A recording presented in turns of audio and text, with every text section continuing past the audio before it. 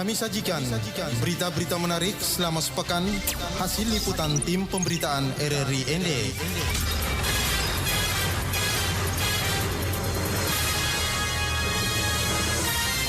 Selamat pagi pendengar, inilah sepekan Warta Berita Daerah edisi hari Minggu 14 Agustus 2022. Selengkapnya bersama saya Lady Badi. Kita awali dengan informasi dari Kabupaten ND. Total pengunjung Taman Nasional Kelimutu hingga Juli 2022 ini mencapai 55.000 orang. Laporan selengkapnya disampaikan oleh reporter kami Veranda Garus. Total wisatawan yang datang ke Taman Nasional Kelimutu hingga bulan Juli tahun 2022 sebanyak 55.000, dengan rincian wisatawan Nusantara sebanyak 53.570 orang, kemudian wisatawan mancanegara sebanyak 1.462 orang. Angka tersebut jika dibandingkan dengan tahun 2021 cukup meningkat, mengingat pada tahun itu di bulan yang sama angka pengunjung hanya mencapai 18.500 orang. Demikian disampaikan Kepala Sub Bagian Tata Usaha Joko Waluyo pada RRI dalam Lintas ND Pagi Sabtu kemarin. Dia menambahkan adapun peraturan diberlakukan dalam kunjungan tersebut sama seperti 2 tahun sebelumnya, yakni mematuhi protokol kesehatan. Pelonggaran diberlakukan pada lokasi yang memang tidak ada penumpukan pengunjung atau wisatawan. Ini yang menggembirakan, jadi sampai saat ini wisatawan mancanegara kan kita 1.492, sedangkan wisatawan mancanegara 849, sedangkan tahun kemarin itu sampai Desember hanya 181. Jadi ini informasi yang sangat menggembirakan. Dengan berakhirnya pandemi, wisatawan sudah banyak berkunjung ke ND, baik itu yang lokal, utamanya mancanegara. Ya kan, peak season di Eropa kan begitu. Jadi mulai bulan Juli nanti sampai September itu kunjungan meningkat di Indonesia ya, utama Kelimutu juga punya terdampak itu. Jadi kunjungan rata-rata kalau tidak pandemi itu Juli itu udah mulai naik, itu September nanti mulai menurun lagi. Dalam rangka meminimalisir terjadinya penimbunan sampah plastik, Balai Taman Nasional Kelimutu juga menyiapkan air minum isi ulang bagi para wisatawan di depan pintu masuk Danau Kelimutu. Proses pembelian karcis masuknya pun dibagi menjadi 2 cara, yakni online dan offline. Namun dia menyarankan agar para wisatawan untuk membeli tiket masuk dengan cara online agar memudahkan pada saat melakukan transaksi sehingga tidak perlu mengantri di loket masuk. Menurutnya pengunjung yang datang di pagi hari akan disuguhkan dengan pemandangan yang luar biasa, matahari terbit tepat di atas danau ditambah dengan kicauan burung menambah suasana damai di setiap pendakiannya. Dia juga menargetkan pengunjung akan lebih banyak, bahkan bertambah hingga 90.000 orang di akhir tahun 2022. RRI ND Veranda Garus melaporkan. KPUD Ngada mengkonfirmasi data pemilih berkelanjutan periode Juli 2022 yang mencapai 111.709 orang. Selengkapnya disampaikan oleh Suima. Ketua Komisi Pemilihan Umum KPU Kabupaten Ngada, Stanislaus Neke, kepada RRI via telepon pribadinya, Senin 8 Agustus 2022 mengatakan, sesuai Undang-Undang Nomor 7 Tahun 2017 tentang Pemilu, bahwa KPU Kabupaten atau Kota berkewajiban memelihara data pemilih secara berkelanjutan agar dapat memperbarui data pemilih tetap pada pemilu terakhir. Dijelaskan, data pemilu dimaksud perlu dipelihara dan diupdate sehingga secara berkelanjutan mencapai data pemilih yang komprehensif, akurat, dan mutakhir. Data pemilih untuk bulan Juli kemarin itu 111.781 orang. Menurutnya, 111.709 pemilih ini terdiri dari laki-laki sebanyak 53.941 orang dan perempuan sebanyak 57.768 orang. Lanjut Stanislaus Neke, terkait dengan pemutakhiran data pemilih berkelanjutan, KPU Kabupaten atau Kota diberi wewenang untuk berkoordinasi dengan Dinas Dukcapil Kabupaten Ngada, Bawaslu Kabupaten Ngada, dan TNI Polri. Kita beralih ke Kabupaten Manggarai Barat. Festival Golokoe, Festival Rakyat Nusantara, bertajuk Festival Spiritual, Budaya, dan Pariwisata Holistik. Laporan EP Wahab dari SP Labuan Bajo.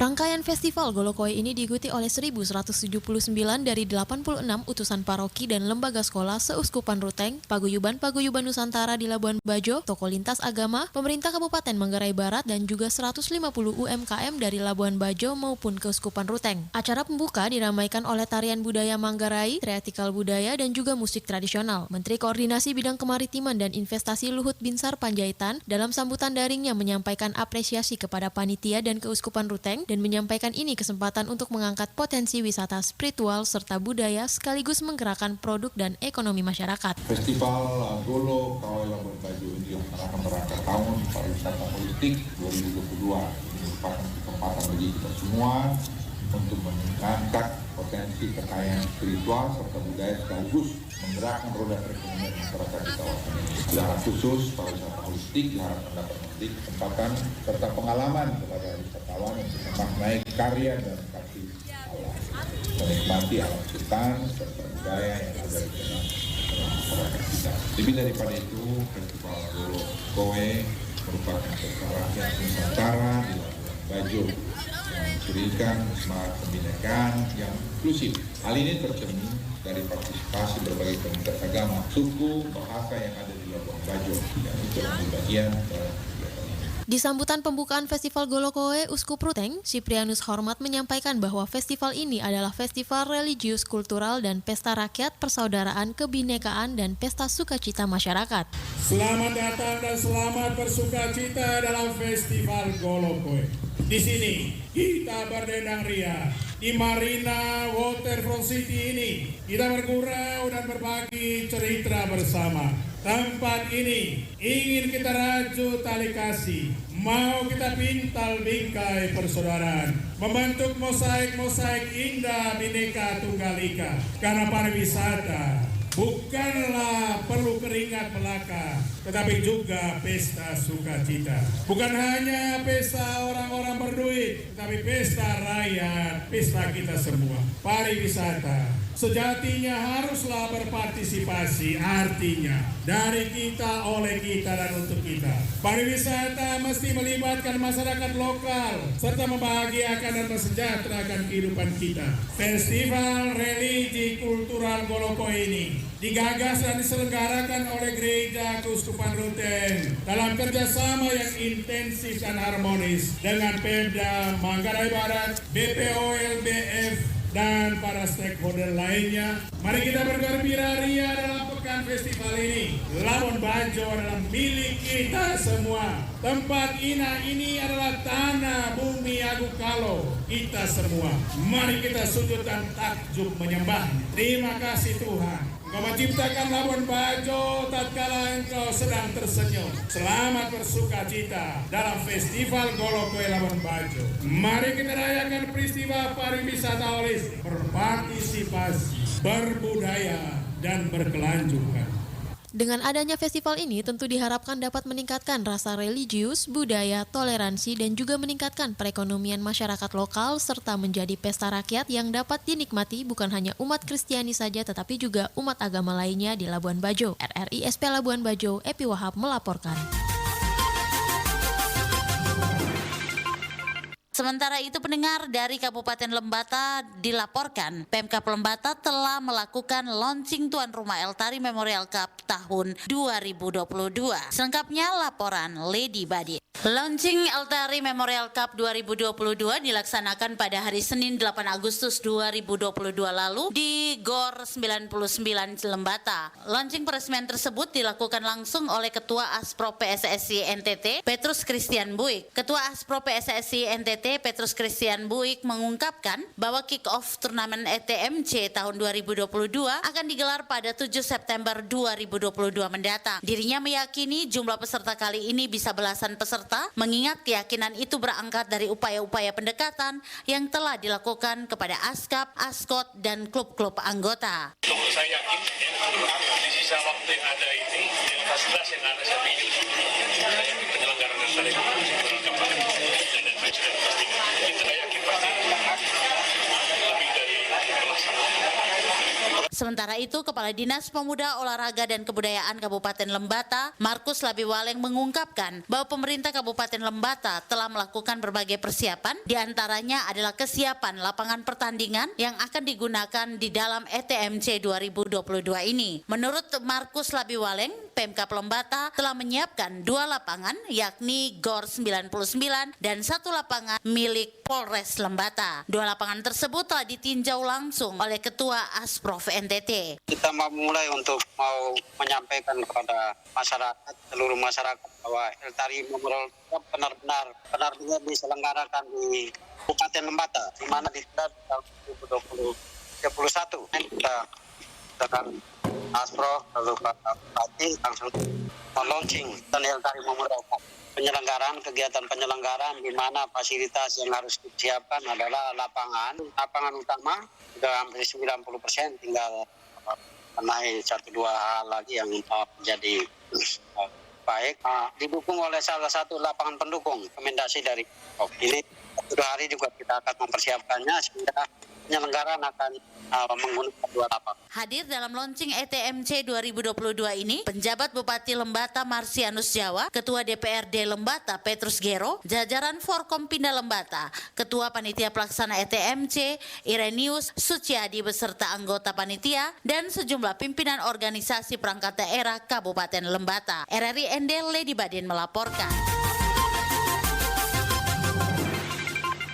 Pendengar, Ombudsman RI Perwakilan NTT akan melakukan survei penyelenggaraan pelayanan publik. Selengkapnya disampaikan oleh Veranda Garus. Kepala Perwakilan Ombudsman NTT Darius Widadaton kepada RRI Rabu kemarin mengatakan kunjungan ini antara lain sebagai bentuk silaturahmi antar institusi dan koordinasi bersama terkait rencana survei penyelenggaraan pelayanan publik oleh Ombudsman Republik Indonesia ke seluruh Polres di Nusa Tenggara Timur. Nantinya tim Ombudsman akan mendatangi unit layanan SPKT, Lantas, dan Intelkam di seluruh Polres untuk melakukan kegiatan survei yang akan diselenggarakan pada akhir Agustus hingga November 2022. Tidak hanya itu, pada tahun 2022, tim Ombudsman akan mengunjungi 201 penyelenggara layanan di 22 kabupaten kota se-Nusa Tenggara Timur, termasuk seluruh Polres dan seluruh kantor BPN untuk kementerian lembaga. Saya dan tim mengkoordinasikan soal penilaian ini ke Pak Irwasda Polda Nusa Tenggara Timur, sekaligus mohon dukungan agar informasi ini disampaikan ke seluruh Polres, sehingga tim yang akan turun nanti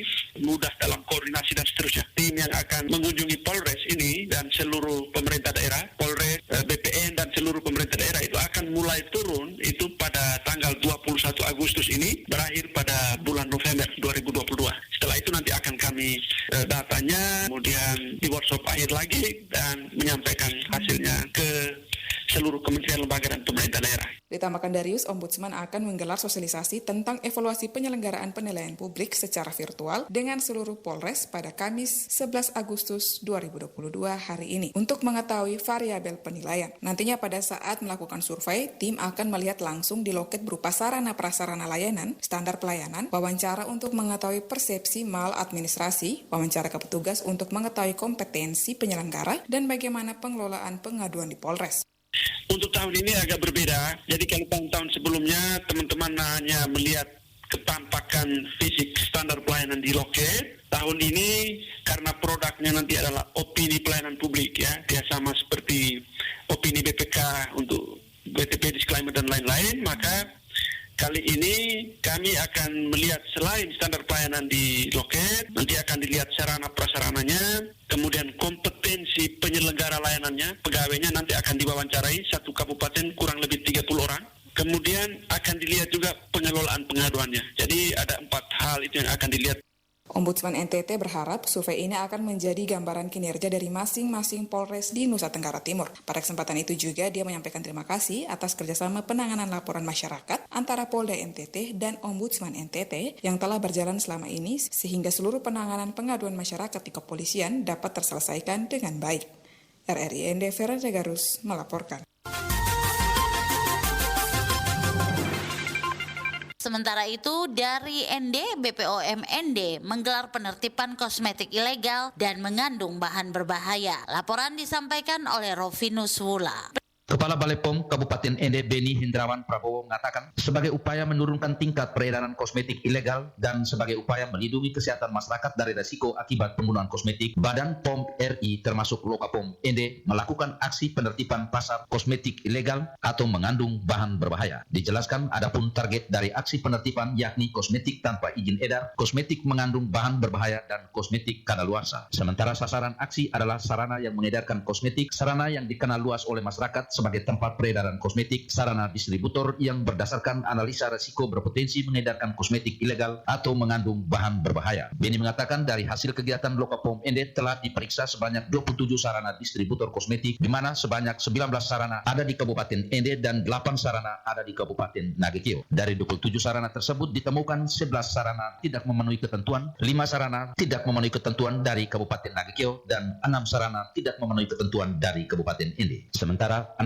sarana telah memenuhi ketentuan, 3 sarana memenuhi ketentuan dari Kabupaten Nagekeo, dan 13 sarana memenuhi ketentuan dari Kabupaten ND. Latar belakang aksi penutupan pasar dari kosmetik ilegal dan bahan berbahaya ini adalah sebagai upaya menurunkan tingkat peredaran kosmetik ilegal dan sebagai upaya melindungi kesehatan masyarakat dari resiko kesehatan akibat penggunaan kosmetik.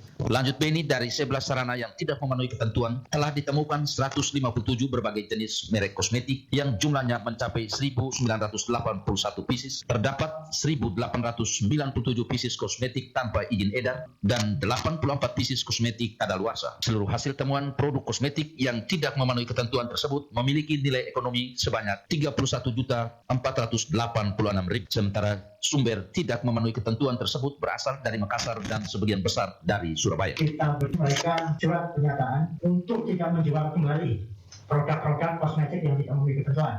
Sehingga di kemudian hari apabila mereka masih mengulangi perbuatan serupa, kita bisa melakukan tindakan yang lebih tinggi, yaitu mungkin tindakan yang berupa sanksi hukum.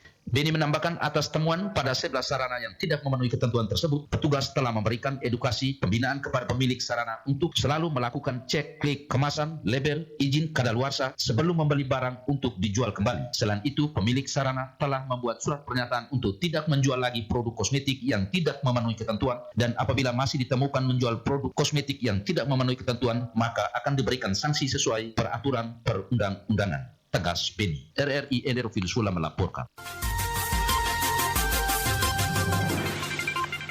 Pendengar, jelang HUT RI ke-77 tahun 2022 ini, 72 anggota Paskibraka tingkat Kabupaten ND jalani pelatihan untuk upacara 17 Agustus mendatang. Laporan selengkapnya disampaikan Suimam. Selaku Koordinator Pasiops Kodim 1602 ND, Kapten Infanteri Julius Subnaveu saat ditemui RRI di podium lapangan Pancasila ND, Kamis 11 Agustus 2022 mengatakan tahun ini anggota Paskibraka agak berbeda dengan tahun-tahun sebelumnya, yang mana tahun ini anggota Paskibraka selain siswa-siswi SMA, SMK, MA juga melibatkan anggota TNI Polri dengan kelompok yang dibagi untuk SMA pasukan 17 dan 8, sedangkan TNI Polri pasukan 45. Dijelaskan dalam kegiatan ini, waktu yang diberikan untuk melatih kelompok Paskibraka hanya 2 minggu saja, sehingga waktu yang tersisa dibutuhkan pelatihan yang sangat matang untuk melatih kelompok Paskibraka tersebut. Sebagai pelatih di lapangan, waktu 2 minggu ini sangat tidak cukup untuk melatih kelompok Paskibraka yang jumlahnya begitu banyak. Kita yang pertama baru mulai latihan dari tanggal 2 Agustus. Tanggal 2 Agustus ini baru kelompok 17 dan kelompok 8. Sementara 45 belum ada. Berjalannya waktu sesuai hasil rapat permintaan dari Pak Bupati agar Paskibraka harus lengkap, ada kelompok 45. Kelompok 45 diambil dari TNI Polri. Sekarang kelompok 45 sudah bergabung 2 hari dan kegiatan sudah berjalan dengan baik. Diharapkan pada saatnya nanti rangkaian kegiatan berjalan dengan aman dan lancar. Ia melanjutkan, pihaknya berharap semua anggota Paskibraka bisa menciptakan sesuatu kekompakan dan menemukan rasa nasionalisme sehingga pada puncak upacara 17 Agustus mendatang bisa tampil dengan baik dan maksimal. Sementara salah satu anggota Paskibraka, Timothy Valentino Sigasare, asal sekolah Suradikara Ende yang saat ini masih duduk di kelas 11 IPA 4, menuturkan dirinya sangat bangga atas terpilihnya menjadi anggota Paskibraka tingkat Kabupaten Ende yang akan tampil pada HUT Kemerdekaan Republik Indonesia ke-77 tanggal 17 Agustus 2022 di lapangan Pancasila Ende. Kesan dan perasaan saya pada saat memasuki Paskibraka tingkat Kabupaten Ende tentu sangat senang karena dari seluruh sekolah di Kabupaten Ende saya salah satunya yang terpilih dan saya juga bisa membanggakan sekolah. Ditambahkan dukungan orang tua, keluarga dan teman-teman menjadi motivasi tersendiri bagi dirinya untuk menjadi anggota Paskibraka dan akan siap tampil dengan maksimal untuk membanggakan sekolah dan masyarakat Kota Ende pada umumnya. Pendengar, Pemkab ND menggelar ritual Tagakamba. Selengkapnya akan dilaporkan oleh Rosa Dalima. Ria kobe bakira be wala ta iwalaku. Mata sepi walu sepi. Mai ni kusia bisu tama selamanga.